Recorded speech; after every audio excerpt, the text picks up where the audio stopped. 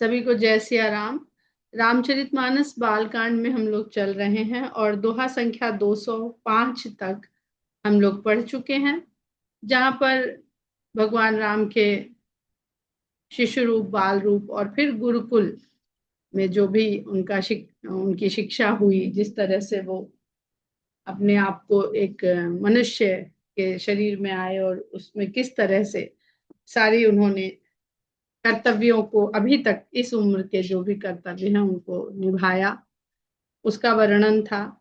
आगे बढ़ने से पहले, क्योंकि कथा बिल्कुल पूरी तरह से अपने टर्निंग पॉइंट पर है, विश्वामित्र जी का आगमन होगा और कथा अब अयोध्या से निकल करके बाहर बढ़ेगी और राम का चरित्र और बढ़ता हुआ हम लोगों को विकसित होता हुआ दिखाई देगा।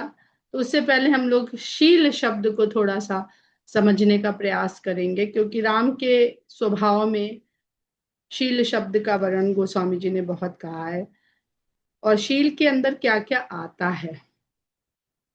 तो अगर आप लोग देखें तो शील यानी जिसको गोस्वामी जी सील लिखते हैं, अवधि में शील को सील लिखते हैं, वो उसका 60 बार सील शब्द का प्रयोग रामचरितमानस में हुआ है। और सील निधान एक बार प्रयोग हुआ है। सील निधि शब्द, वो ये सब सील से ही जुड़े हुए हैं, शील से, इसलिए हम इनका जिक्र कर रहे हैं, 2 बार है। सील सिंधु एक बार है। और इसके साथ साथ शील को गोस्वामी जी ने सील लिखने के साथ साथ सीलू भी लिखा है। अवधि में जिस प्रकार छोटे ऊ की मात्रा मिला करके, तो कहते हैं कि मिठास में थोड़ा सा, और जैसे कोई स्वीट डिश बनाइए और उसमें थोड़ा सा इलायची या केवड़ा मिला दीजिए, तो वो जो मीठा है उसकी रुचिता और बढ़ जाती है। तो जब छोटे ऊ की मात्रा लिख जाती है तो एक दुलार, लाड़, मया, जिसको अवधि में कहते हैं मया, वो उसमें उसमें थोड़ी बढ़ोतरी हो जाती है। जैसे बहुत जगह देखा होगा कि आपने, गोस्वामी जी राम को राम लिख देते हैं, तो इसलिए कि अपने किसी अपने को बुलाया जाता है, तो इस तरह से हम अपने बच्चे को बुलाते हैं तो कितने सारे नाम, जो मुख्य नाम होता है उसको कितने तरह रूप में बदलते रहते हैं। तो ऐसा ही कुछ है शील शब्द के साथ भी गोस्वामी जी ने किया है, जो अवध का एक बहुत ही व्यवहारिक बोलचाल का रूप है। अब एक स्तुति की एक पंक्ति ले लेते हैं, जहां जिसमें शील शब्द का प्रयोग किया है गोस्वामी जी ने। नमामि भक्त वत्सलम कृपालुशील कोमलम, नमामि भक्त वत्सलम कृपालुशील कोमलम, भजामि ते पदाम्बुजम अकामिना स्वधामदम। अर्थ इसका समझ रहे हैं आप लोग कि भक्तों के वत्सल जो हैं उनको नमन करता हूँ, कृपालु हैं, शीलवान हैं, कोमल चित्त वाले हैं, कोमल स्वभाव वाले हैं, उनके चरण कमलों का मैं भजन करता हूँ, नमन करता हूँ। और अकामिना, काम रहित हैं, और स्वधामदम, अपने धाम को देने वाले हैं। स्वधामदम, अपने धाम को देने वाले, प्रदान करने वाले। तो यहाँ पर उन्होंने कृपालु के साथ साथ, कोमल के साथ साथ शील का भी प्रयोग किया, और शील में बहुत कुछ उन्होंने कह दिया। शील शब्द का अगर हम अर्थ लें, अभी मानस के उसमें प्राचीन अर्थ में नहीं जाएं जो वैदिक काल का है, तो शील का अर्थ होता है स्वभाव, सहज धर्म। राम ने जब जब सहज धर्म का पालन किया, उसको वाल्मीकि जी कहते हैं, तुम्हारे शील का कौन वर्णन कर सकता है, तुम तो इतने शीलवान हो कि कोई बात ऐसी करोगे ही नहीं। तो ये सहज धर्म है। सहज धर्म यानी हमको अपने जीवन में सहजता के साथ जिसका पालन हम करें, बहुत कठिनाई ना पड़े हमें जिसे करने में, वो सहज धर्म है। तो उसके साथ साथ शील का एक अर्थ धर्म भी है, वो किस प्रकार है उसकी हम आगे चर्चा करेंगे। और शील के बिना, भगवान राम शीलवान है, शील के बिना जो व्यक्ति है, मनुष्य है, उसको विद्वान लोग कहते हैं कि जो नग्नता है, व्यक्ति की नग्नता है। शील वो आवरण है जो बहुत सुंदर वस्त्र के, अभी ज्योत्सना ने पीत झंगुलिया का अर्थ पूछ रही थी, इसका अर्थ क्या हो सकता है? तो अगर आप इसको शीलता से, शीलवान होने से भी समझे तो आपको समझ में आता है कि भगवान राम इतने शीलवान हैं कि वो, अब इसको नग्नता से यूं मत जोड़िएगा, इसको निर्विकार से जोड़िएगा कि वहां पर वो निर्विकार रूप में है, लेकिन जब वो साकार रूप में आते हैं, मनुष्य रूप में आते हैं, तो एक आवरण को ओढ़ते हैं जो शील का आवरण, जो स्वभाव का आवरण है, जो सहजता का आवरण है। वहां पर वो बिल्कुल निष्ठुर हैं, कुछ नहीं सुनते हैं, कुछ नहीं देखते हैं, क्योंकि उनको सबको देखना है। लेकिन जब वो सगुण रूप में आ जाते हैं तो वो पीत झंगुलिया पहन लेते हैं, अर्थात एक वो शीलता का आवरण पहन लेते हैं। तो शील वो आवरण है जो व्यक्ति की नग्नता को, मनुष्य की नग्नता को ढकता है। आप सोचिए अगर हम शील का त्याग कर दें तो सब कितने विभत्स हो जाएंगे। ये स्वभाव के संदर्भ में इसका जो अर्थ है। और शील धर्म किस प्रकार है, तो दो शब्द हैं प्राचीन काल में, ऋत शब्द, इसकी हमने पहले भी चर्चा करी थी। ऋत का अर्थ होता है सत्य, और ऋत का विलोम होता है अनृत, जो कई जगह आपको मानस में भी मिलता है, अवधि रूप में अनृत झूठ के लिए कहा, प्रयोग किया है। तो ऋत का विलोम है अनृत। तो यदि अनृत का अर्थ असत्य है तो शील का अर्थ अपने आप सत्य हो जाता है। हम लोग क्योंकि प्रैक्टिस में नहीं है ऋत को बोलने के। और शील जो है, शील भी धर्म, अभी हमने पढ़ा, समझा कि शील का अर्थ भी धर्म है और ऋत का अर्थ भी धर्म है। किस तरह से है? शील स्थिरता का भाव है, स्थिरता में है, जब वो निर्विकार है, जब वो निर्गुण परम ब्रह्म है। और ऋत का अर्थ होता है परिवर्तनशील। ये जब हम लोग ने सांख्य दर्शन पढ़ा था तो जो प्रश्न करते हैं लोग, वो बार बार इसमें प्रश्न कर रहे हैं, तो मेरे भी मन में बार बार इस तरह के जो स्पष्ट करने का अपने मन में मेरे भी चलता रहता है। तो जब वो परिवर्तनशील नहीं है तब वह शील है, यानी स्थिर है, स्थिर भाव में है, तब वही वही धर्म का ही स्वरूप है। वेद क्या है? धर्म बताने वाला है। तो जो वेद स्वरूप है, जो परिवर्तन रहित है, वो शील है और ऐसा सत्य है।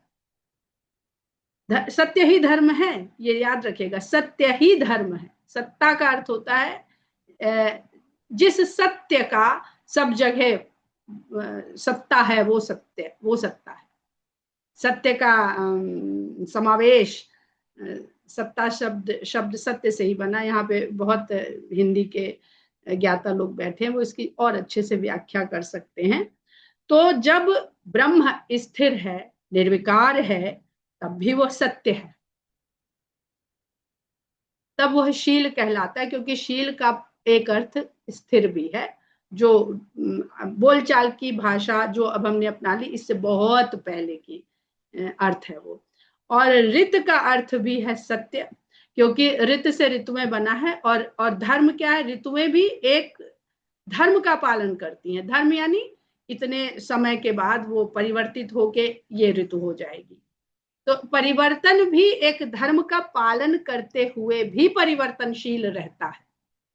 परिवर्तन भी धर्म का पालन करते हुए ही परिवर्तनशील रहता है। तो शील और ऋत एक ही है, पर शील स्थिर है और ऋत परिवर्तनशील है, दोनों ही सत्य हैं। तो इस प्रकार हमने देखा कि शील, ऋत और धर्म ये एक ही है, और वो एक क्या है? सत्य। सत्य वो है जो सदा एक सा रहे। अब आगे जो भी हमने अध्ययन किया उसके आधार बता रहे हैं, तो बहुत लंबा चौड़ा, लेकिन बहुत संक्षेप में हमने उसके नोट्स बनाए हैं। शील निर्विकार सत्य है, यानी जिसमें परिवर्तन नहीं। विकार का अर्थ हमने पहले भी बताया, जिसमें परिवर्तन ना हो, जो जस का तस रहे। लेकिन निर्विकार होने के कारण यह शील अनुभूति से परे है। निर्गुण ब्रह्म जो है वो अनुभूति से परे है। ये तो सब लोग मानते हैं। ऋत विकारशील है, यानी परिवर्तनशील है। विकार का मतलब दोष मत लीजिएगा, हम बार बार कहते हैं। परिवर्तनशील होना ही विकारशील है, और परिवर्तन होता है तो धीरे धीरे स्वरूप उसका बदलता है। राम छोटे से हुए, पहले चतुर्भुज थे, फिर वो छोटे से हुए, शिशु रोदन किया, फिर बाल रूप हुए, फिर कुमार हुए, किशोर हुए। तो ये परिवर्तनशीलता ये अनुभवगम्य है। जो निर्विकार सत्य है वो अनुभूति से परे है, और जो विकारशील धारण करके जो सत्य है वो अनुभवगम्य है। इसको बाद में मिथ्या कहा गया। मिथ्या जो परिवर्तनशीलता है, आज है कल दूसरी तरह का हो जाएगा। हम सब मिथ्या हैं, हम जो कल थे वो आज नहीं। हमारी कितनी सारी सेल मर जाती हैं, नई बन जाती हैं। तो अब यहां से होता है कि भगवान जब राम के रूप में अवतरित हो गए और परिवर्तनशील भी हो गए, परिवर्तनशील हो गए, तो अब कंफ्यूजन आता है बुद्धि को, क्योंकि बुद्धि जितना पढ़ती है उसी से सोचती है। तो फिर अवतार असत्य है या माया है, क्योंकि सत्य तो स्थिर हमने कह दिया। तो अवतार असत्य है या माया है? माया परिवर्तन की कारक है, माया के कारण ही परिवर्तन होता है। इसलिए गोस्वामी जी बार बार बार बार बार बार ही हमको याद दिला देते हैं कि माया गुण गोतीत, माया से परे है। वो परिवर्तित होते हुए दिख रहा है हमें, लेकिन उसको परिवर्तन कराने वाली माया नहीं है, वो स्वयं है। अब अवतार परिवर्तनशील होते हुए भी निर्गुण ब्रह्म जस का तस रहता है। अवतार परिवर्तनशील होते हुए भी ऋत है, और ऋत है यानी परिवर्तनशील है, और ऋत होते हुए भी शील है। तो जब जब गोस्वामी जी शील लिखते हैं तो ये बता देते हैं कि ये सत्य है, ये वही ब्रह्म है जो परिवर्तन से परे है। तो अवतार न असत्य है न माया है, अवतार सत्य है जो दूर नहीं है, सम्मुख है। इसकी अभी हम लोगों ने भी बात करी थी पृथ्वी के उदाहरण में। जो दूर नहीं है सम्मुख है। दूर से धोखा हो सकता है, एक तो जो निर्विकार सत्य है वो दिखता ही नहीं है, दिखता ही नहीं है। वो कही दिया कि अनुभूति से भी परे है। जिसका हम लोग अनुभव करते हैं वो किसी ना किसी रूप में, किसी ना किसी रूप में, हमारे ध्यान में, हमारी तरंगों में, वो उस रूप से परिवर्तित होकर ही उतरता है। तो दूर से धोखा हो सकता है, पास से संपूर्ण तो दिखता है। जितने लोग राम को देख रहे हैं शिशु रूप में, बाल रूप में, कुमार रूप में, पास से संपूर्ण तो दिखता है, किंतु वही दिखता है जो सम्मुख है, उतना ही दिख रहा है राम। दो हाथ है, दो पैर है, शीश है, भुजा है, छाती है, कंधे हैं, ऐसा वाला रूप है, पीताम्बर पहना हुआ है, धनुष बाण लिया हुआ है। तो जो सम्मुख है वही दिखता है, जो सम्मुख के अतिरिक्त है वो नहीं दिखता। जो सम्मुख के अतिरिक्त है वो नहीं दिखता। ये हमारी दृष्टि का दोष हो सकता है, या दृष्टि की सीमित क्षमता। जरूरी नहीं है कि ये दोष ही हो, हमारी दृष्टि के पास वो क्षमता ही नहीं है कि जो सम्मुख नहीं है हम उसको भी देख सके। अब भाषा की परिवर्तनशीलता के कारण शील ही ऋत हो जाता है। जो शील है वो ऋत हो जाता है। शील परिवर्तनशील हो करके ऋत होता है। तो अब एक नया अर्थ मुझे मिलता है, पहले भी हमने इसका थोड़ा सा जिक्र किया था कि रामचरितमानस, राम च और तोड़ लीजिए। अब रामचरित, गोस्वामी जी ने चरित्र नहीं लिखा, चरित लिख के उन्होंने ऋत को ले आए यहाँ, और अवधि में ऋत को ऋत ही लिखा जाता है। जो ऋषि वाला री होता है उसको साधारण री लिखा जाता है। तो राम च ऋत मानस, मानस में बसा हुआ वो सत्य जो ब्रह्म के रूप में शंकर के हृदय में बसता है। राम और सत्य मानस, और राम भी सत्य है। तो राम को ब्रह्म कर लीजिए, तो ब्रह्म और सत्य मानस, राम और सत्य ही ब्रह्म है, तो राम और ब्रह्म मानस।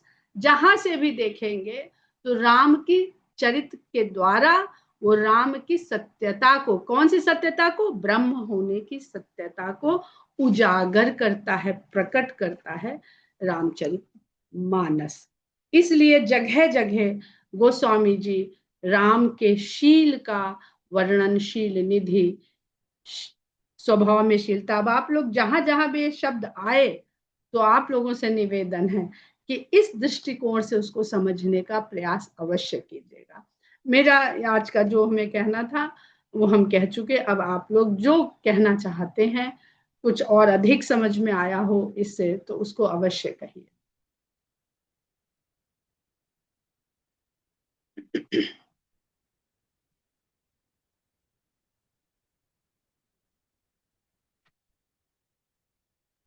इस तरह से तो रामचरितमानस को कभी सोचा ही नहीं था कि वो इस रूप का वो है, उसकी व्याख्या ऐसे भी हो सकती है। वो जैसे चाहिए, इसमें सब कुछ है, सत्य तो है ही, ये तो हम सब मानते हैं कि राम का सत्य चरित्र मानते सबसे हैं, बड़ा सत्य है। चरित्र मानते हैं, लेकिन वही रित और वो अलग चीज एकदम से मिली। विनीता जी, रीत और सत्य में फर्क क्या बताएं आप? कोई फर्क नहीं, एक है सत्य, एक ही है शील, जो सत्य। रित, धर्म, ये सब एक है। धर्म और अध्यात्म को लोग अलग मानते हैं, पर अलग है नहीं। सत्य के मार्ग से ही अध्यात्म तक पहुंचा जाता है। हम ये कुछ जो भी कर रहे रित, हो, हम कोई भी धर्म, मतलब सो कॉल्ड धर्म जिसे हम कहते हैं, वो मान रहे हो, लेकिन हम सत्य के मार्ग में हो तो हम अध्यात्म के मार्ग पे चल रहे हैं जी। ये चरित्र आपने चरित मतलब सत्य, राम और ये सत्य, ये और मेरे चरित्र कैची दिमाग में खोल रखो, बस वो थोड़ा है। नहीं, पर चरित्र अलग है ना, चरित्र। रामचरितमानस है ही नहीं, नाम तो रामचरितमानस है, हाँ, मतलब चरित्र से पर कोई कहीं उसका लिखा वो वो नहीं है। सत्य से ही। चा और नहीं, रित को पर कहीं अलग चरित्र नहीं को, लिखा है, हाँ और चा हाँ, लिखने का जो व्याकरण का नियम है वो बाद में है। ये सब संस्कृत के बहुत सारे व्याकरण है उसमें, लेकिन अवधि में होने की वजह से आप तोड़ फोड़ करने के लिए पूरे स्वतंत्र हैं। और और नहीं, रीता जी, रामचंद्र जी के चरित्र को भी तो अवधि में चरित ही कहते हैं। वही तो हमने कहना चाहा है, पर वही वही तो कह रहे हैं कि अवधि में चरित ही कहा जाएगा ना। चरित्र ही हाँ कहा हाँ, जाता है। नहीं, चरित्र हाँ, को, लेकिन चरित्र को। रामचंद्र जी के साथ किसी और के चरित्र की तो बात की जा सकती है, लेकिन ब्रह्म शक्ति के चरित्र की बात वो नहीं कर सकते, नहीं कर सकते, नहीं कर नहीं कर बिल्कुल, सकते। तो चरित्र, बहुत अच्छी बात कही लॉजिकली, आपने। हाँ, चरित्र की बात ही नहीं कर सकते। चरित्र तो हमारे आपके होते हैं जो डिस्कस किए जी जाते हैं, जी है ना। वो तो एक ऐसा जी, मानदंड उनका है। कोई चरित्र ही नहीं, मतलब वो हाँ, तो मतलब परे वो तो है मानदंड उसके। है, बिल्कुल सही शब्द है, वो तो चरित्र मानदंड है। हाँ वो तो परे है चरित्र से। जी। तो ये मुझे बहुत सुंदर लगता है ये अर्थ कि यहाँ पे राम के सत्य होने का। ये अर्थ बहुत सुंदर है, बहुत सुंदर। हाँ, बहुत बहुत सुंदर है, सुंदर, बहुत यूनिक है। ये अलग और ही ये जो व्याख्या कर दी आपने। राम जी के जीवन के चरित्र को देखकर सुनकर ही हम लोग कितना इंस्पायर होते हैं। तो उनका चरित्र भी उतना ही इम्पोर्टेंट है जितना कि आपने च और रित कहा है। जी चरित्र बिल्कुल। इटसेल्फ भी बहुत इम्पोर्टेंट है, बड़ा सिग्निफिकेंट है आज के समय में, कि उनको पढ़ें, उनको देखें, उनको सुने, और फिर देखें कि हम कहाँ हैं और उसको इम्बाइब कर रहे हैं। और आप ऐसा मैं देखिए समझती तो हूँ। रामचरितमानस को एक एक लाइन में लिखा जाता है, उसको तोड़ के नहीं लिखा गया, कोई कुछ भी नहीं उसमें अलग नहीं है। आप हाँ, पलट, ऐसा नहीं कि राम अलग है, चरित हाँ, या आप रामचरित पलट एक के साथ और देखिए मानस तो अलग है। आप जैसे चाहे वैसे पढ़ने को स्वतंत्र हैं इसे। वो क्योंकि बहुत कहते हैं चरित्र ना, भी इतना सुहावना है, उनका चरित्र इतना उनका सुहावना है कि मतलब वो उससे ही एक एक उनके कदम से, उनकी जी मुस्कुराहट से, बिल्कुल। उनके विस्मय से, उनके चलने से, उनके माता से संबंध से, पिता से संबंध से, हर उनके जीवन के कदम से हम इसी लोग ये सीखते सब हैं, जो आप कह रही हैं यही शील राम सीखते का हैं, शील कहा है शील सीखते हैं। गोस्वामी जी ने, यही राम का शील है। कब जी जी बोलना जी है, कब हंसना है, कब मुस्कुराना है, कब उठना है, कब जी। बैठना है, ये सब कुछ शील में है। मतलब शील की बिल्कुल। परिभाषा अगर आप करने लगेंगे तो आप लोग गूगल पे ढूंढिए, तो ये मैंने तो खैर पुस्तक से पढ़ा है, लेकिन अगर आप गूगल पे शील का अर्थ व्याख्या पूछेंगे तो बहुत वृहत व्याख्या है शील की। जो अगर ये सही समझ, जैसे जब आप शील के बारे में बता देते हैं या जब अर्थ सहित समझने की कोशिश कर लेते हैं तो ये शब्द दिमाग में सब फीड हो जाते हैं। तो जब इन पूजा करो या जब किसी समय कोई बात आप कर रहे हो, जनरल जी कोई कर्म कर रहे हो, तो ये चीजें जैसे नहीं कंप्यूटर में निकल के पॉपअप कर जाता है कोई जी चीज, हाँ तो वो अपना कहा हुआ या अपना किया हुआ कर्म वो पॉपअप हो जाता है कि जी देखो ये चीज नहीं होनी चाहिए। हाँ जिसको हम सिंपल सी बात है कि हम दान समझ रहे हैं, लेकिन नहीं, ये दान नहीं हुआ। हम जिससे समझ रहे हैं हम बिल्कुल किसी सही पे कह दया रहे कर रहे हैं, ये पॉपअप दया वाला नहीं बिल्कुल हुई। सही एग्जाम्पल, बिल्कुल, बहुत बढ़िया। मतलब अंदर तक कॉन्शियस जो है, अगर सही चीज समझ में आ गई जी है और रामचंद्र जी के चरित्र के थ्रू आई है, तो वो बिल्कुल अलग से एक व्यवहार हम करते रहते हैं और एक कॉन्शियस अंदर क्लिक चलता करता रहता है, रहता है, चलता रहता चलता है। रहता है जी कि देखो फिर ये नहीं होगा। ये हम हाँ मान रहे थे कि आज तक हम जो कर रहे हैं ठीक कर रहे थे, लेकिन जब से ऐसे अंतर मन में जा रहा है तो ये चीजें प्रिक कर रही हैं अंदर से। जी वो चेंज भी कहते हैं ना, कोशिश वो करता जैसे है, लगाम कोई खींचता है फिर अंदर से उस खींच रहा है, लगाम खींच को। रहा है, लगाम खींचता है, वही। जी अब जैसे दीदी मानस को और उसको अगर जैसे राम जी का स्वरूप और कृष्ण जी का स्वरूप माना उन्हीं का वो गया है पूरा उसमें, तो यहाँ पे जब आप कहती हैं शील और वो सब कुछ, तो क्या कृष्ण के उसमें भी यही चीजें आती हैं? अब जब हमने एक बार दशावतार की जब व्याख्या करी थी, अभी हम केवल राम हाँ। और कृष्ण पे रहते हैं, तो दशावतार में जब धीरे धीरे हम इवॉल्व करते हैं एज अ प्राणी, ठीक है, एज अ प्राणी, एज अ मनुष्य भी हम नहीं करेंगे, कहेंगे मत्स्य से लेकर के मतलब जल पर निर्भर रहने वाले जीव से लेकर के हम धीरे धीरे वामन और फिर परशुराम। परशुराम के बाद ही राम क्यों आते हैं? राम। परशुराम की जो शक्ति है वो निरंकुश शक्ति है। वो धर्म के लिए काम कर रहे हैं, पर उसमें निरंकुशता आ जाती है और वो जीव की, अब हम पूरे प्राणी के साथ साथ एक एक मनुष्य की भी बात लेके साथ चलेंगे, तो मनुष्य जब युवावस्था में होता है, एकदम बिल्कुल जोश, शक्ति, ऊर्जा, गर्म खून जिसे कहते हैं, तो बड़ा निरंकुश होता है, मैं सब ठीक कर दूंगा। ये जो रैलियां होती हैं, जवान जेनजी जिसे कह रहे हैं, इनको लगता है कि हम सब ठीक कर देंगे, तो निरंकुश हो जाते हैं। तो शक्ति जब एक सीमा से अधिक निरंकुश होने लगे तो मर्यादा में आना चाहिए उसे। तो परशुराम के बाद मर्यादा पुरुषोत्तम है भगवान का अवतार, ठीक। ठीक है। जब आपने मर्यादा की सारी निभा दी, आदर्श, सारे आदर्श निभा दिए, तब आपके जीवन में प्रेम की उन्मुक्तता या आनंद की उन्मुक्तता आनी चाहिए। मर्यादा से पहले उन्मुक्तता क्या व्यभिचार है, गलत है, जिसको कहना चाहिए कि आचरण से परे है, वो परे है। आचरण से परे है। तो आप पहले मर्यादा में तो रहना सीखिए। जब मर्यादा का पालन हो जाए और स्थापित हो जाइए मर्यादा पुरुषोत्तम, तब ही आप उन्मुक्त हो सकते हैं। एक चीज अभी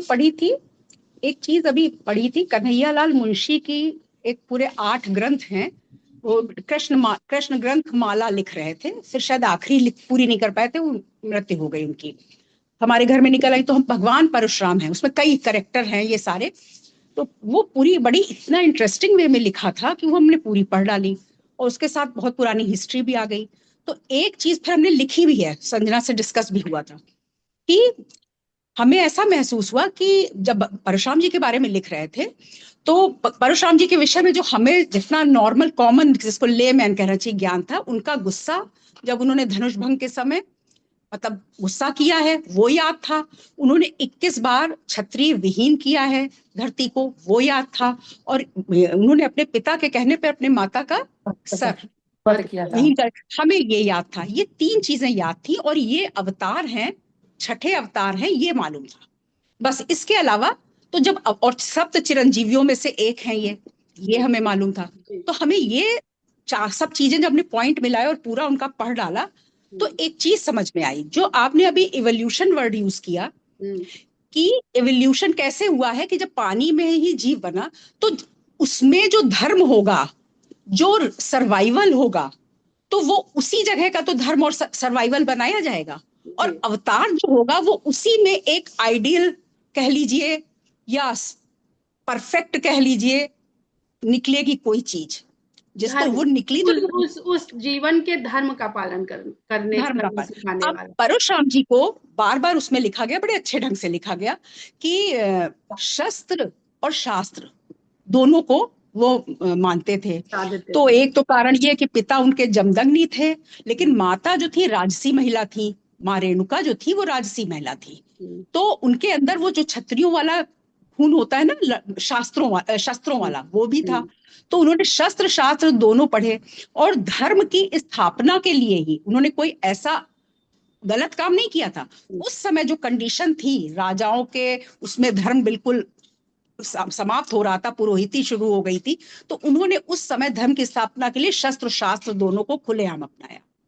लेकिन अगर एज ए अवतार कह लीजिए या एज ए मानक कह लीजिए, कोई आदमी ऐसा करेगा, तो उन्होंने तो धर्मवश किया था और वो चले गए महेंद्र पर्वत पे। लेकिन अगर उसको हम आइडियल बना लें, या जो लोग आज के दिन में परशुराम को बहुत मानने लगे, तो वो तो फिर उदंडता आ जाएगी ना। हम कैसे तय करेंगे कि इस समय का धर्म शास्त्र मालूम थे, और धर्म के लिए शस्त्र ढाल थे, ये उसमें लिखा है। शस्त्र को उन्होंने ढाल बनाया था, हर जगह शस्त्र नहीं उठाया था।